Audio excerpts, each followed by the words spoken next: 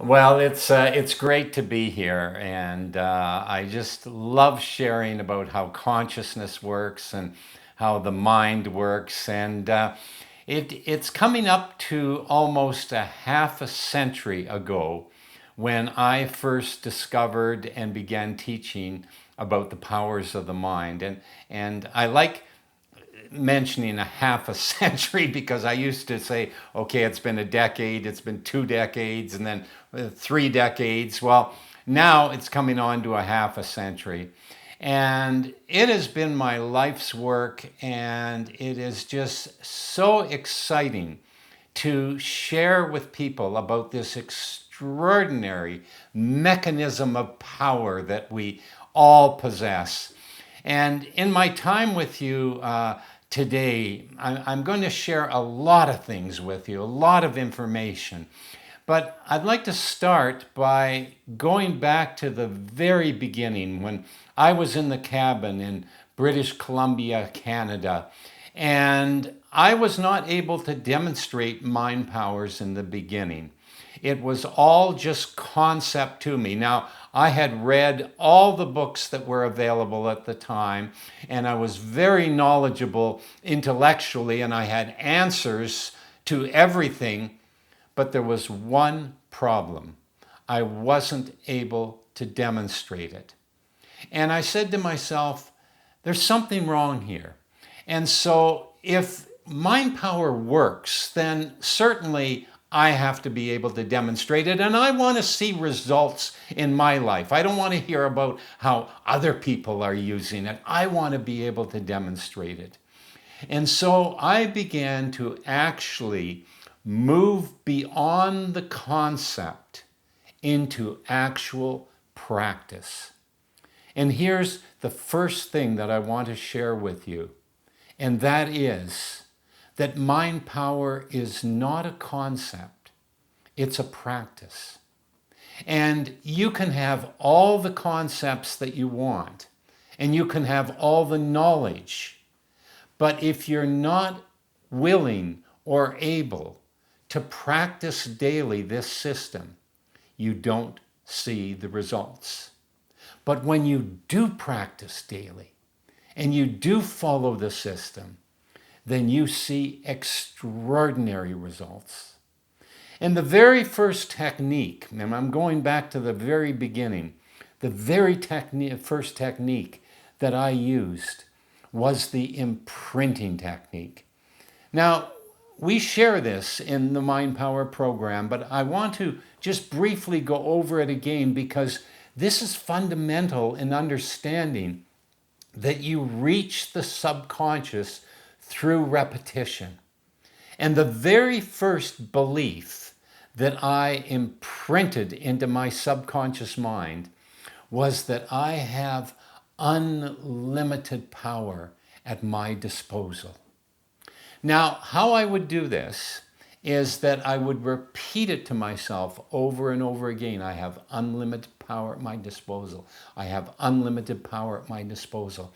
Now, sometimes when I would do that, it would feel very real and I would agree with it. Other times it felt very cold and mechanical, almost like I was lying to myself. And that's what you're going to find with mind power when you first begin it, is sometimes it feels real, sometimes it feels authentic, and sometimes you're just going through the motions. But here's the key. I did it every day, whether I felt like it or not. And what happened is somewhere between the 60 and 90 days, what happened is I woke up in the middle of the night and I woke up with the flaming reality that I have unlimited power at my disposal.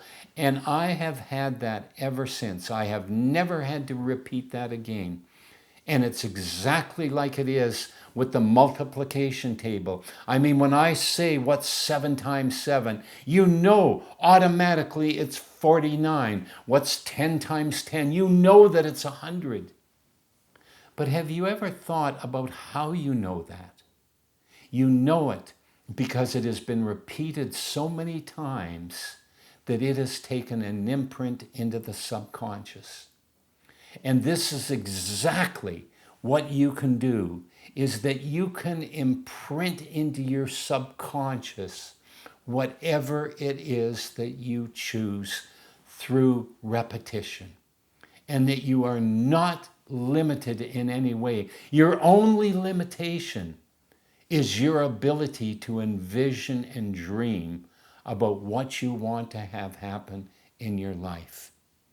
So once I had it imprinted into my mind that I had unlimited power at my disposal, then the next thing that I wanted to do is I wanted to imprint abundance into my life. I wanted abundance. I said, if mind power works, then I should be able to attract to myself any amount of money. I should be able to be tremendously successful financially. Now here I am. I'm living in the woods, living in a cabin with no electricity, with no running water, with no money, and I begin to imprint abundance into my consciousness. And you might say, well, how can you possibly begin to imprint abundance into your consciousness when there's no abundance around? Because I could have just as easily said that I'm broke and I have nothing. But I chose to imprint abundance. And how I did it is that when I would go out to get firewood to heat my cabin, I would go and I would say, look at this stack of wood. Look at how much wood I have. I don't have just one piece of wood. I don't just have two pieces of wood. I don't just have three pieces of wood. I have a whole cord of wood. I have a bunch of wood. I have an abundance of wood. I could have just as easily said, I'm so poor that I don't even have electricity. And that was true. But listen to my words very carefully. I chose, and it's all choice. I chose to say, I have an abundance of wood. Now, sometimes I didn't even have enough money to buy food, and all I could buy was maybe some fruit. And I remember one particular time I was eating some grapes, and as I was eating the grapes, I said, look, I have an abundance of grapes. I don't just have one grape. I don't just have two grapes. I don't just have three grapes. I have an abundance of grapes. And every time that I put a grape into my mouth, I was praising abundance. When I would go out of my cabin at night and I would look out at the stars, and I saw so many stars, and there was an abundance of stars. And during the daytime, I would look at all the beauty around me, and I was saying, there's an abundance of beauty all around me. And then once a week, I would drive into the local town close to where I live to pick up some supplies and some kerosene to light my lamp. And I would look at these buildings and I would say, somebody owns that building and that person has abundance. And here's a little secret right now, is that you can vibrate with abundance, other people's abundance as well. It doesn't just have to be your own. And so I would look at these buildings and I would say, the people that own those, they are rich people. They have an abundance of money. And so what I was doing is I was programming my consciousness for abundance. And when I first began to teach mind power, I insisted that I would hold it in 5-star hotels, the best of hotels, because I wanted abundance abundance vibration. Now, I couldn't even afford to stay in that five-star hotel. So after the seminar was over, what would happen? I would answer all the questions, and then I would go back to my hotel, which was not the five-star hotel. And I said to myself, no, I'm going to stay in five-star hotels because I have an abundance of consciousness. And over a period of months, I started earning more and more money. And I started staying in the five-star hotels. And I started attracting large numbers of people to my seminars. And I'm going to fast forward now 5 years. I fly into Sydney and I check into the presidential suite of the Sheraton Hotel. And what was so interesting about this suite that I was staying at is it was the same suite that the Beatles stayed at. And I thought that was so cool. I said, this is amazing.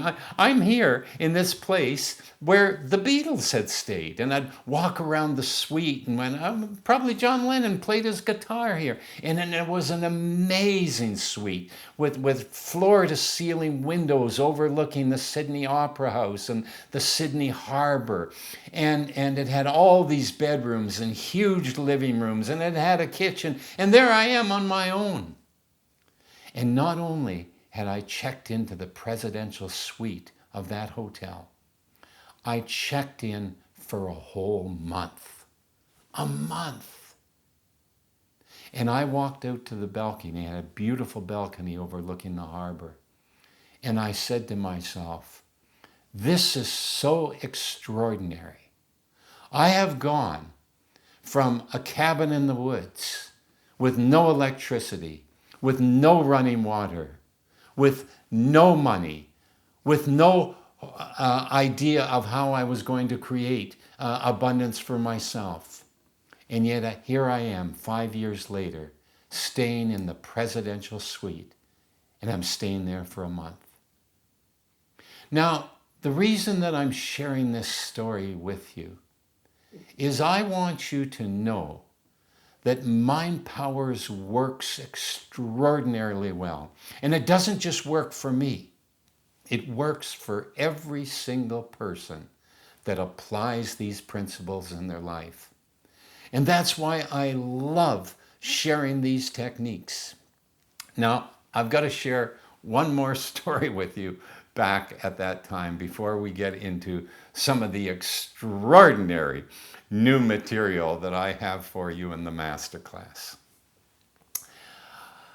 I'll tell you about how I programmed myself to be really lucky. Now, this is before I started teaching Mind Powers. And I had a sailboat. And I used to sail the sailboat with my good friend. We were partners in it. And this one particular summer, every time that we went out, we just got this extraordinary, beautiful weather. It was good winds and the sun was shining. Now, I live in the Pacific Northwest, and often it can rain here a lot. But that summer was just an extraordinary summer. Not just beautiful and sunny and warm, but it also had the perfect winds for sailing. And every time my partner and we went out on the sailboat, we got into the habit of saying to ourselves, just our luck that we're getting this good weather. And I kind of enjoyed saying that. And I took it on as a practice and started saying it every time something good would happen to me. So something good would happen to me, and I would say, just my luck. Now, it was not lost on me that I was doing it the exact opposite to the way most people use that expression. Now, how do most people use that expression? Well, they use it when something bad happens to them, when some misfortune happens to them. They say, just my luck. Well, why would you do that? Why would you say to yourself, just my luck, when something bad or misfortune happens to you? Because what you're doing is you're telling your subconscious mind that you're unlucky. So it was not lost on me by saying just my luck that what I was doing is I was programming my subconscious to be lucky. Now, what happened as I took this practice into my life is that I noticed that I started to be extraordinarily lucky.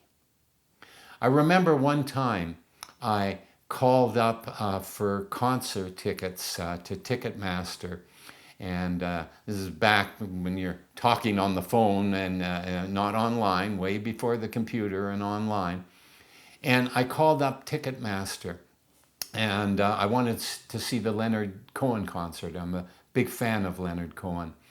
And I called up and I said, I'd like 2 tickets to Leonard Cohen concert. And the woman on the other side, she actually laughed. She went, oh, that's funny. She said, they sold out within an hour. And that was a week ago that they came on.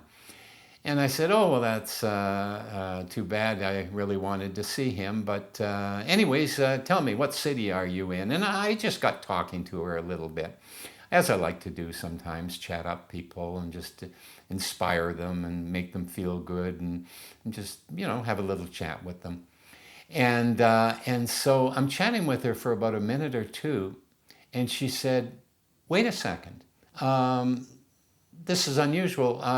2 tickets have just come available to the Leonard Cohen concert. They're in the 3rd row. Would you like them? And I said, I'll take them.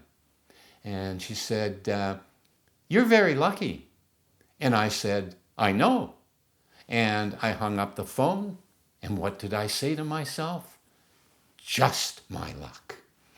And so I'm programming my mind to be lucky. I'm saying just my luck every time something good happens to me.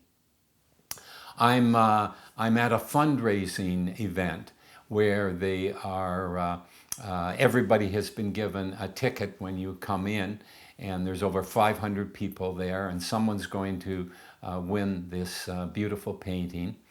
And so we all have our tickets, and I'm there with my friends, and they're saying, oh, I really want to win this. And then they look at me and they go, oh, Kehoe's here.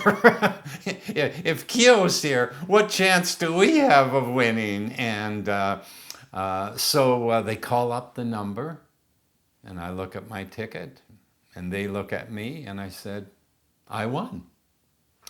And I picked up the painting, and when I picked up the painting, what did I say to myself? Just my luck.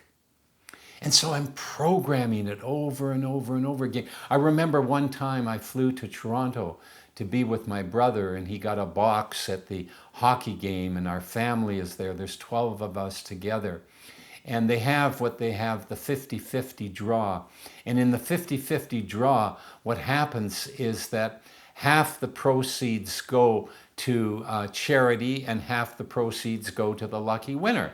And there's over 20,000 people. They had sold 10,000 tickets, and there was $10,000 to win. And they do the draw, and I look at my ticket and I go, and my sister's there, and I turn to my sister and I go, I think I've won. And she goes, you have not won, John. That's not fair. You win all the time. And I said, well, I've won. And so I picked up the check for $10,000. And what did I say to myself? Just my luck. Now, I got to tell you one final story about this. And this is really amazing. This happened about 5 years ago. And we are on a cruise. We're on a cruise, and we're taking a day trip on some island. and it's really hot, and it's time to get back to the ship. And anyways, there's buses ferrying you back, but there's a line to get the next bus because it only takes 30 people at a time. And so I look at how many people, I haven't counted them, but I look and it's probably around 30. And I'm thinking to myself, I'm either going to get on or I'm not going to get on, but it's just my luck that I would be getting on this. And what was so interesting is the couple behind me, he says to me, you know what, there's a lot of people in front of us, and it would be just my luck that we're the first couple that don't get on. And I thought, how extraordinary. He's believing that it would be just his luck that he doesn't get on. I'm believing that it would be just my luck that Sylvia and I are the final people that get chose. And I thought, wouldn't that be interesting if that's the way it unfolds? Now, both of us might not get on, him and us, or both of us might get on. But if we get on and he doesn't, that's really going to show us something. So we're going on, and what happens, they stop just before us. So it looks like we're both not getting on. And then they say, we'll take 2 more people. And Sylvia and I get on the bus. And as we're getting on the bus, what does he say to himself, the other couple? He throws his hands in the air, and he goes, just my luck. And we get on, and I say, just our luck. And so what happened is that over a period of years, I have programmed myself to be extraordinarily lucky. Not that I was unlucky before, but now my luck is so extraordinary. So now I want to give you a technique that you're going to love and that you can take into your life and start using immediately. Here's what I want you to do. Every time something good happens to you, I want you to say to yourself, just my luck. And you say it every time something good happens to you. And what will happen is you will program your mind to be extraordinarily lucky. Because this is the amazing part of how you can imprint into the subconscious, is that you imprint through repetition. And you can imprint whatever you want into the subconscious. You have no limitations whatsoever. Now, let me take you deeper into the mystery of who and what you are. Now, in the mind power training, I teach that we live in 2 worlds simultaneously. The inner world, the world of our thoughts, and the outer world, the world of the circumstances and situations that happen to us. But now, in the new masterclass training, I'm going to advance that. We live in 2 inner worlds and 2 outer worlds simultaneously. And this is going to be your new contemplation and your new affirmation. And by the way, I'm going to give you exercises. I want you to have exercises that you practice. And that's the beautiful part about the new master training, which by the way is a 7-week training, is that at the end of each session, just like the mind power, you're going to get exercises that you practice. And one of the very first exercises that you're going to practice is you're going to imprint and contemplate that I live simultaneously in two worlds and simultaneously in two outer worlds. Now, what are the two inner worlds? The two inner worlds are the conscious mind and the subconscious mind. The two outer worlds are the dimension of time and space. That's the one dimension, the one that we're used to living in. And the second outer world is the world of quantum reality. So I want to talk now about the two inner worlds and the two outer worlds. Let's start with the two outer worlds. First of all, the dimension of time and space. That's the one that we're most used to. That's the one that we experience with our five senses. And in the dimension of time and space, everything is separate and independent from each other. A house is different from a tree. I am different from my wife. Everything is separate and independent from everything else.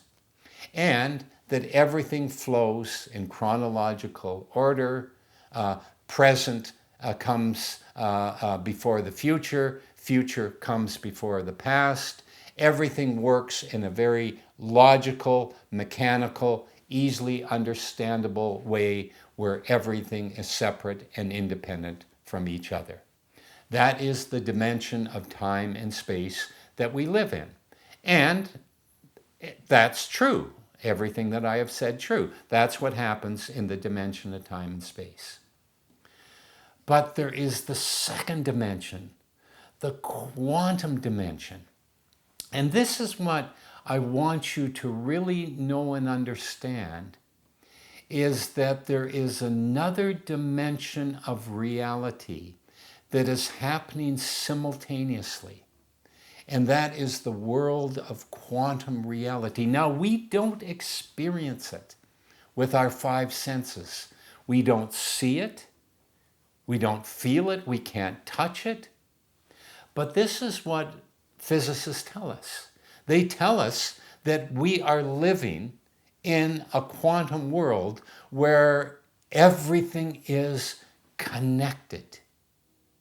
You see, in the quantum world, we are living in what I call the energy web. Now, scientists call it the quantum vacuum, but that is a total misnomer because it's not a vacuum. And the quantum vacuum, by the way, is the empty space that exists between objects, the empty space that exists between me and my computer screen, the empty space that exists between me and the walls in my home. That is what they call the quantum vacuum. But this quantum vacuum is not a vacuum. It is an energy web. And in this energy web is filled with consciousness and energy. And in this energy web, everything is connected. So that on a subatomic level in the quantum world, we are all connected to each other and everything else. Also in this quantum world, there is only two realities, and that is that consciousness and energy. That's all there is in the quantum world, consciousness and energy. And this is the most exciting part. Consciousness wields and directs energy. That through our consciousness, we can enter into the energy web and we can attract circumstances, situations, events, synchronicity that matches the images that we have within. And everything has its own energy signature. Now, this is a scientific term. Now, I don't want you to get overwhelmed with the science of it. In fact, one of my great gifts, and it is a gift, is that I have the ability of understanding very complex, intricate concepts and making them simple. And that's the beauty of the mind power training. And that's the beauty of the master class, is that I can make it very simple for you. And so here's what you need to know. Everything is consciousness and energy, and that everything has its own particular energy signature. Now, I like that term, and that's a scientific term, an energy signature.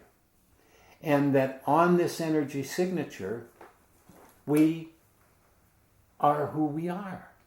I have a John Kehoe energy signature. Now, you might call it a John Kehoe vibration. Doesn't matter. You want to call it a John Kehoe vibration or an energy signature. It doesn't matter.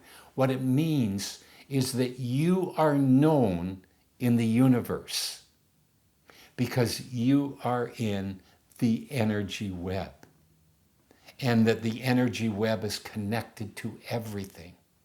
And so as you change your vibration and energy through your thoughts, through your beliefs, through your actions, as you change your energy and vibration, it changes your energy signature.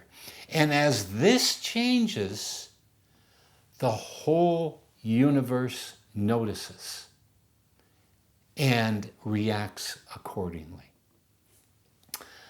So in our understanding of ourselves in the master class, what I do is that I go much deeper into the quantum reality of who we are with very practical techniques, and showing you how you can use your mind power in just an extraordinarily advanced way. Now, you think you're getting results working with the regular mind power training. Wait till you open up to this whole new system. One of the things I do, and I share this in the very first master class, is that I give mythic titles to the various parts of who we are. So let me shift now from the two outer worlds. And again, what are the two outer worlds? They are the dimension of time and space where we experience our reality. And they are quantum, the quantum reality of the energy web where everything's connected. And wait till you start contemplating this. Wait till you start contemplating this every day and you get deeper and deeper understanding of it. Boy, I'll tell you, you're going to have so much fun and you're going to get so much out of this masterclass. But let's now shift to the two inner worlds. The two inner worlds are the conscious mind and the subconscious mind. Now, what I've done is I've given mythic titles to each of these worlds. First of all, the first mythic title of the conscious mind is that it is weaver of the patterns. And you might go, well, what does that mean, weaver of the patterns? It means that you think thoughts. Well, why don't you just say, John, that the mind thinks thoughts? Well, I could, but when I say weaver of the patterns, that evokes imagery.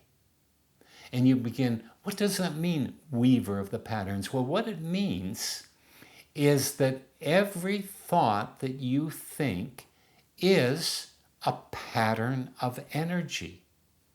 It's not a meaningless nothing. It is a pattern of energy. And as you repeat these patterns of energy, what happens is that it reaches the subconscious mind, and then the subconscious mind begins interacting with the energy web of all reality, actually bringing these things to you. You see, this is the beautiful part about understanding this new depth of how quantum reality works, is it will give you so much more insight into your mind power practices, because now you will begin to understand, oh, I get what's happening when I'm visualizing. It is creating patterns of energy.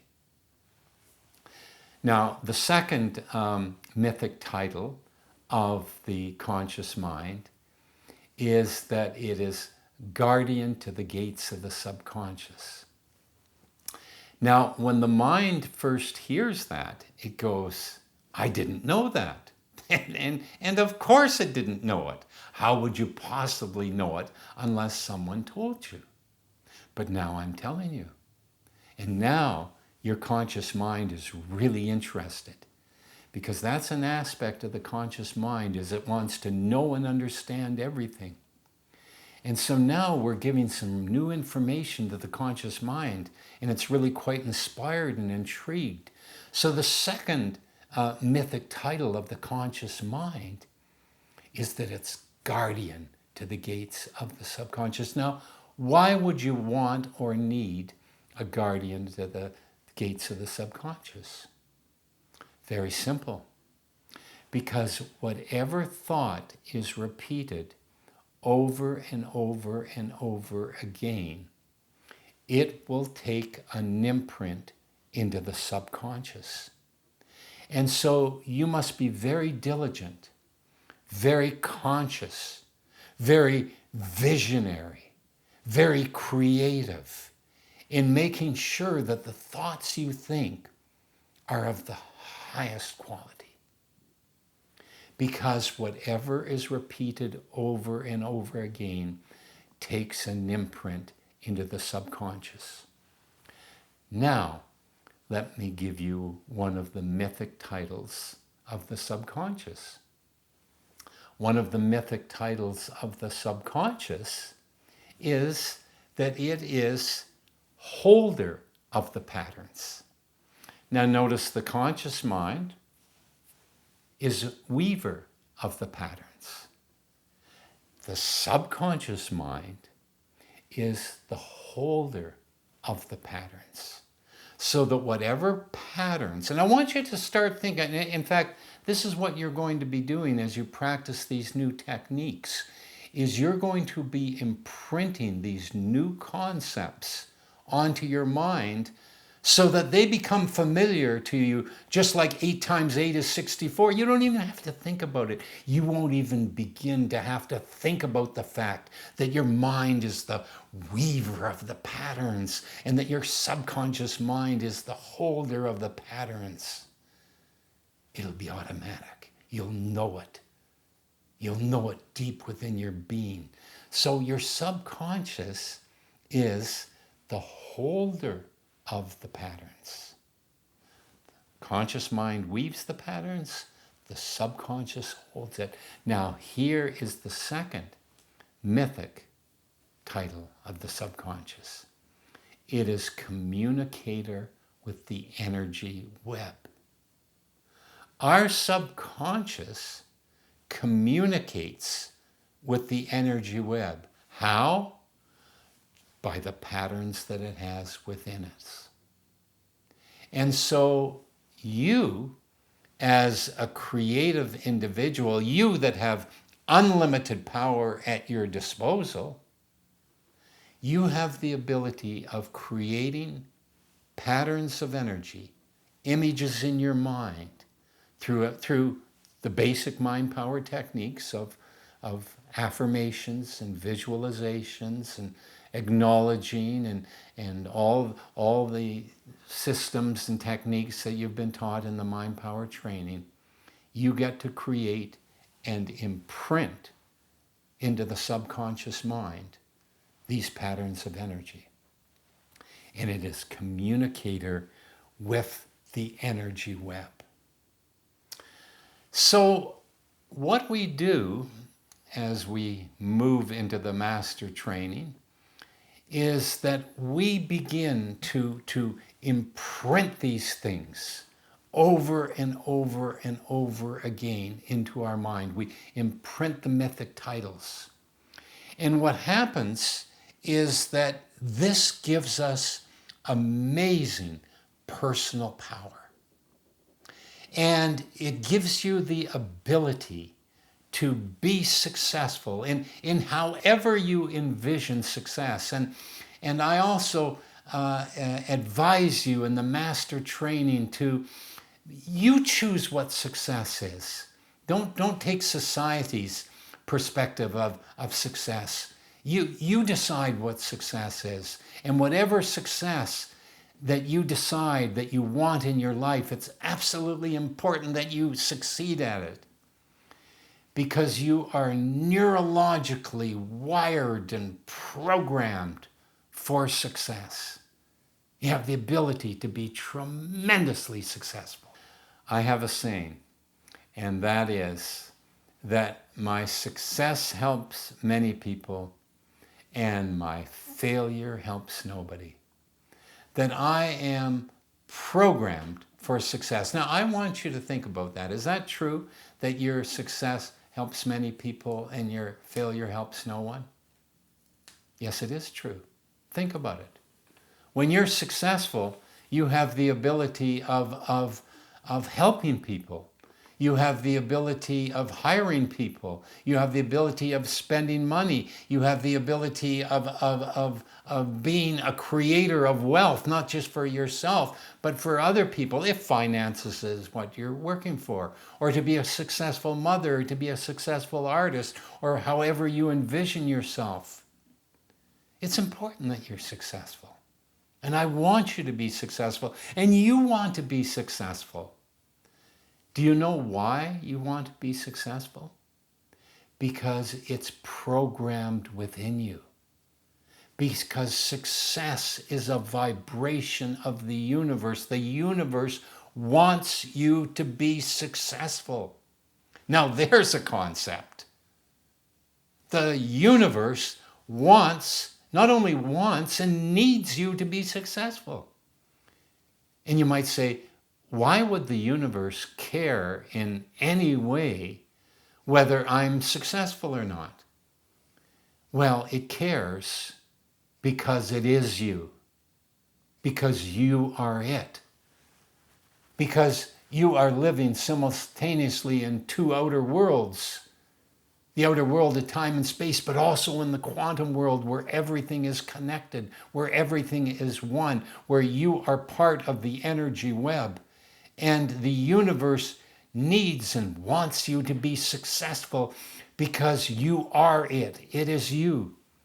It's just like I want my little fingernail on my tiny little finger. I want this little fingernail to be successful. Now, I don't think about my fingernail very often, hardly ever. But if I'm doing some carpentry and I hit it with a hammer, boy, am I aware that I have a little fingernail and I want it to get better. And it's exactly the same thing with the universe. Do you believe that? If you do, you have a tremendous energetic working for you. And if you don't, it doesn't matter. Because through choice, now listen to my words carefully. Through choice, you can choose to believe whatever you want.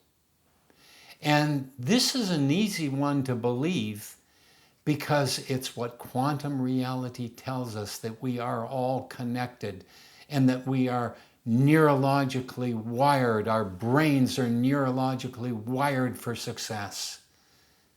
So actually, it's easier to be successful than it is to fail. When you're in alignment, and that's the key, when you're in alignment with your subconscious mind, with your conscious mind, when you're in alignment with time and space and in alignment with the energy web. And so, understanding this, you can begin to build yourself an amazing new narrative for yourself. And that's another mind power technique. My goodness, you are getting so much new information here, and I'm happy to be sharing this new information. One of the new mind power techniques that I'm going to be sharing with you and elaborating throughout the master class is the importance of sharing the narrative. And in sharing the narrative, what that means is that to realize that your mind is a storyteller. Now, in the mind power training, we learned that the mind is the great trickster. It's in constant motion. It has this useless thought. And we realize that we're not our mind, and that the importance of gaining control of our mind. Well, here's a deeper understanding of your mind.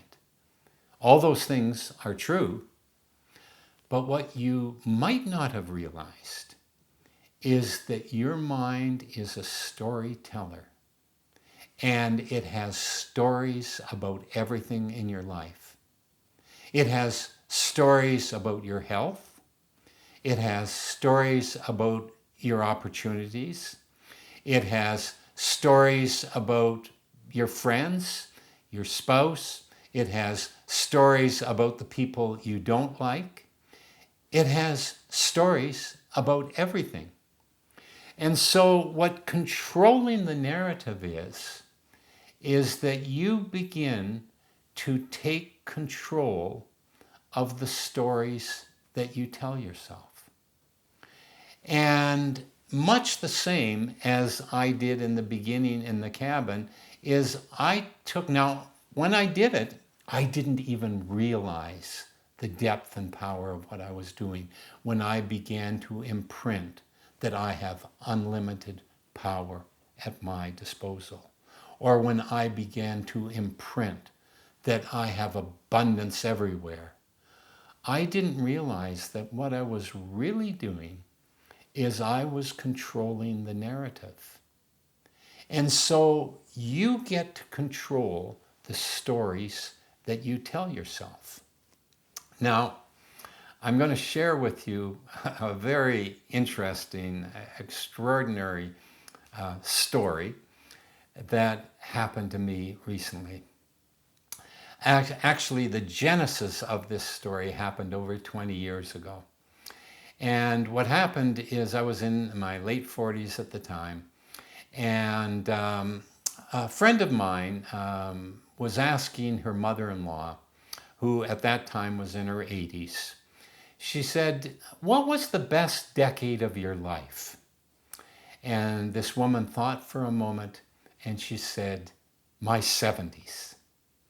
And my friend was all startled. She wasn't expecting that. She thought, expecting maybe your 20s or your 30s or maybe your 40s, but she certainly wasn't expecting her to say her 70s.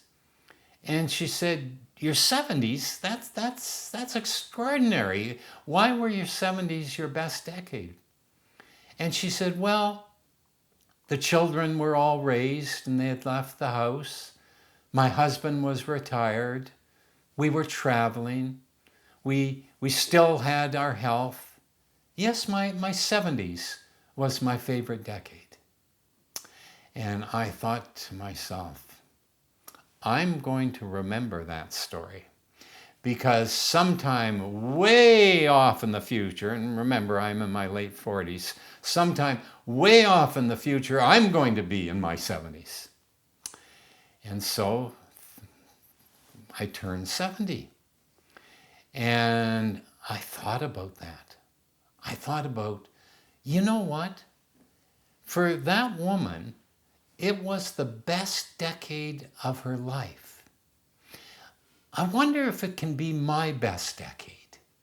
And I thought, if it was her best decade, now it doesn't mean automatically it's going to be my best decade, but what it does mean is that if it was possible for that woman, for it to be her best decade, it's possible for it to be my best decade as well.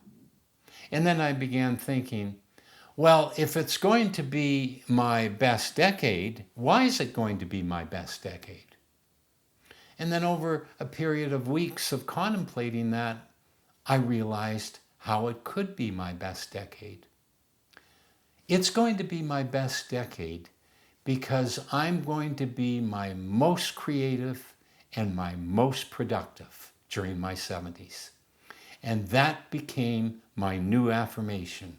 I'm going to be my most creative and most productive in my 70s. And I started telling Sylvia, I'm going to be my most creative and my most productive. And I started telling my friends, I'm going to be my most creative and my most productive. And then, actually, I started taking it even a step further. I started saying to myself, I've got to do things while I'm still young. Now, there was great joy and fun in saying that because here I am in my 70s. I mean, not many people in their 70s are saying to themselves, you've got to do things while you're still young. But I'm a contrarian. Remember? I'm the one that said, just my luck, every time something good happened to me. And look at what happened there. So it's not lost on me on what I'm doing, even though part of me's laughing at it, because obviously in my 70s, it's a stretch to call myself young.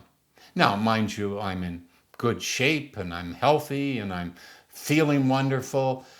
So I started saying, I've got to do things while I'm still young. And I'm telling Sylvia, I'm telling my friends, I've got to do things while I'm still young. And that became my affirmation. I had two affirmations. My 70s will be my most creative and my most productive. And I've got to do things while I'm still young. And so over a period of months of regularly saying that to myself, something rather remarkable happened. Two things happened. First thing is I started to actually believe it. Yes, I've got to do things while I'm still young. But then what happened is I was working on my computer and I was working on some new material, and I stopped to think a little bit and stopped to think about the different things that I had to do. And I heard my mind say to me, John, you have to do this while you're still young. I loved it. I wasn't saying it to me. My mind was telling me. And this is the power of controlling the narrative, is that what you do is that you tell the story to your mind over and over again. I told the story to my mind over and over again that I have to do these things while I'm still young. I told my mind over and over again that my 70s are going to be my most creative and productive. And so what's happening? As I'm moving through my 70s, things are so creative, so productive. Now, I'm doing almost all my work online. I'm teaching courses and seminars and interacting with my audience all online. It is turning out to be an incredible decade for me. And I'm doing it while I'm still young. It has been imprinted into my mind, just like 7 times 7 is 49, just like 5 times 5 is 25. This is my most creative and productive decade in my 70s. Go figure. And I'm doing it. Why? While I'm still young. Because I have controlled the narrative of my mind. And so what you do in this new technique is that you begin to take control of the narrative. If the narrative is in finances, you begin programming your mind with prosperity beliefs. And that's another thing that we will be talking about in the master class, about prosperity beliefs and learning how to create prosperity beliefs and have these. My subconscious mind is my partner in success, and that opportunities are everywhere. You're going to love these stories and techniques that I'm sharing with you. And you program your health. You program your health. For example, let me give you a quick little narrative that you can begin to program your health. If you want health consciousness, if you want to be healthy and have vibrant health, you program your mind with health consciousness. And one of the health beliefs that you program yourself is that your body is a healing organism, an amazing healing organism built to heal itself. I mean, if you cut your hand and there's a gash there, what happens is immediately white corpuscles and red corpuscles go to congeal the cut and some to fight infection. It happens automatically. You don't have to make it happen. Your body's a healing organism. Or you eat food and it naturally sends the food to where it needs it. Your body's a healing organism. Or you break your arm and you go to the doctor and the doctor heals your broken arm. How ludicrous, how ridiculous. No doctor has ever healed a broken arm in his life or her life. The doctor will align the bones, make sure they're straight. But it is the body that heals the broken arm. And you want to program your mind. You want to control the narrative about what you're thinking about your body so that you can have abundant, vigorous health, building up your immune system, healing yourself of any illness. And this is what you do when you control the narrative. I have so much to share with you. And I'm really, really, really excited that I am going to get to spend 7 weeks with you. And that's what the master class is. It's a 7-week program. And at the end of each session, you will be getting notes and you will be getting exercises, and you will control the narrative and you will recreate yourself in an extraordinary new way. Now, before I finish up with my final thoughts, and I will finish up with my final thoughts, I am going to take this opportunity to take questions about anything that you might have about the masterclass or mind power, and I'll take those questions now. So if we open up the questions, this is an opportunity for you to pick the brain of the master, and hopefully I'll have answers that work for you.